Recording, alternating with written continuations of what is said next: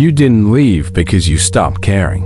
You left because you cared too much for too long with too little in return. There was no dramatic goodbye, no final argument, no tearful last words.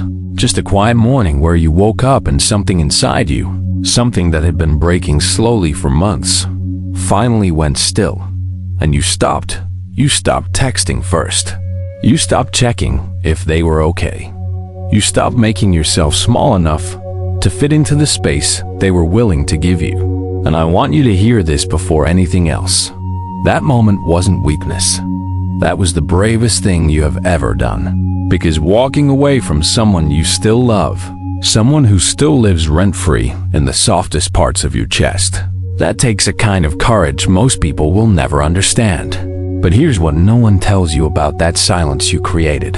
It doesn't stay silent for long. Not inside them. Stay with me. Because what happens next will change the way you see everything. At first, they feel nothing, or at least, that's what they tell themselves.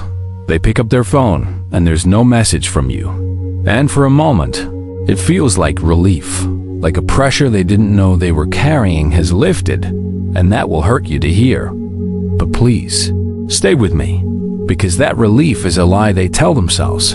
It is a thin and fragile thing, like ice in early spring, beautiful for a moment, then gone, because a day passes and then another, and the silence you left behind begins to grow. It fills the spaces where your voice used to be. It sits in the corner of every room they walk into. It waits for them at night when the noise of the day finally fades, and there is nothing left to hide behind. And in that stillness, something they weren't expecting begins to stir. Something quiet, something uncomfortable, something that feels a lot like your name. They reach for their phone, not to text you, just to hold it, just in case. But part 3 is where everything they thought they understood begins to fall apart. The memories come without warning, not the big ones, not the arguments or the tears or the moments you wished had gone differently. The small ones, the ones they forgot they were holding. The way you laughed at something nobody else found funny. The way you remembered things they mentioned once and never brought up again. The way being around you felt like exhaling, like they could finally put something heavy down. Those memories don't announce themselves. They arrive in the middle of a grocery store, in the pause between songs, in the 3 a.m. darkness, when sleep won't come and the mind goes looking for something warm to hold on to. And they find you, and for the first time, they sit with the weight of what they had, not what they lost, what they had. What was real, what was steady, what was you. And a question begins forming somewhere deep inside them, a question they are not ready to answer yet. Did I let something irreplaceable walk out of my life? But the answer to that question, and what it does to them, is waiting for you in part 4.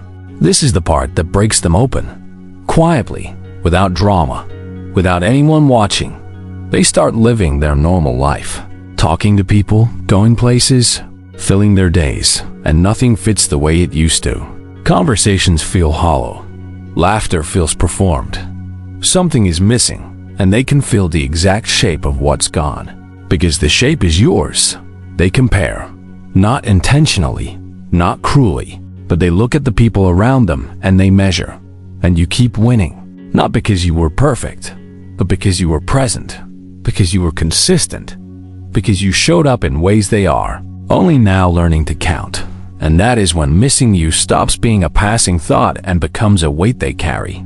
A permanent, quiet ache that lives just beneath the surface of everything they do. If you are watching this and your chest feels tight right now, if this is your story, I want you to know you are not alone in this.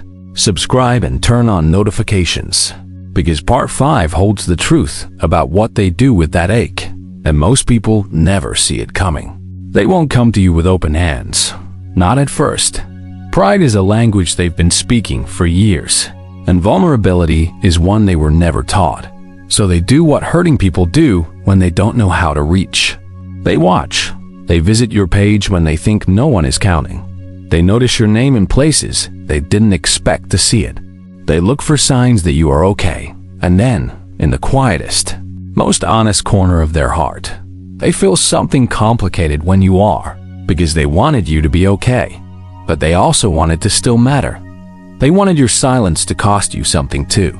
And here's the truth that lives in that contradiction. You do still matter to them. You never stopped.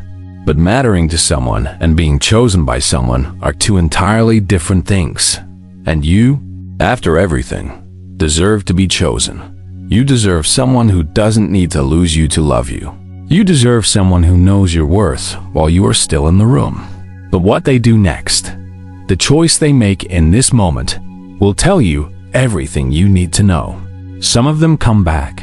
It usually starts with something small. So small you could almost miss it. A reaction on something you posted. A story view at an odd hour of the night. And then one day, a message, casual on the surface, careful underneath.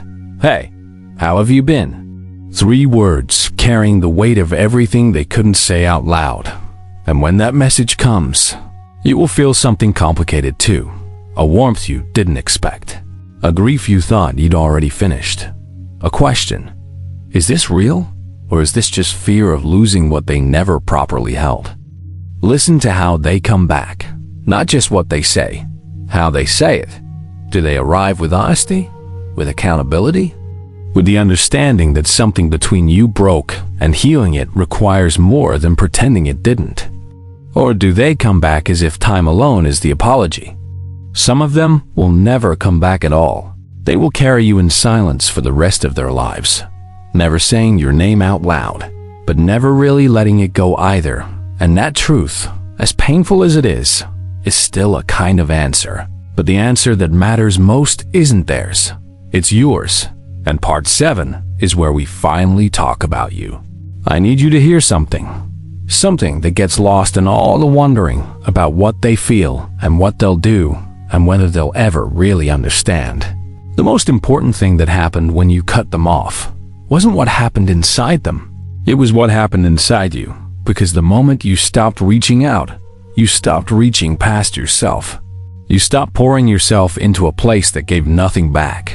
You stopped translating your love into a language someone refused to learn. And slowly, without fanfare, without witnesses, you began to return to yourself.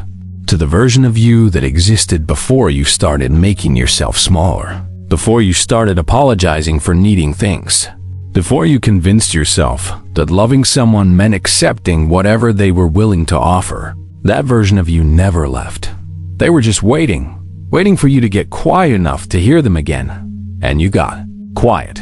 And now here you are, softer and stronger at the same time, healed in ways you haven't even fully discovered yet. And what you deserve, what you have always deserved, is exactly what part 8 will remind you of. You were never too much. You were never too sensitive.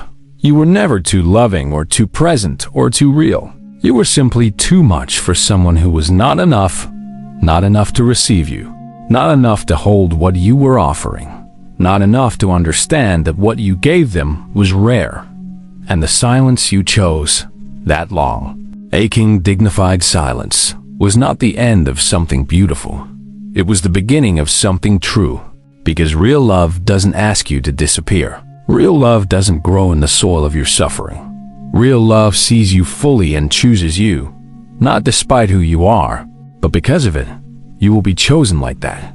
Maybe not today, maybe not in the way you imagined, but you will be, because you made room for it the moment you stopped settling. So if you are still inside that silence right now, if you are still in the hard and hollow middle of it, let me hold this with you for just a moment. You did the right thing. You chose yourself, and that choice, as quiet and painful as it was, is the most loving thing you have ever done. Not just for yourself, but for the version of you that is still becoming. The peace on the other side of this is real, and you are already on your way there.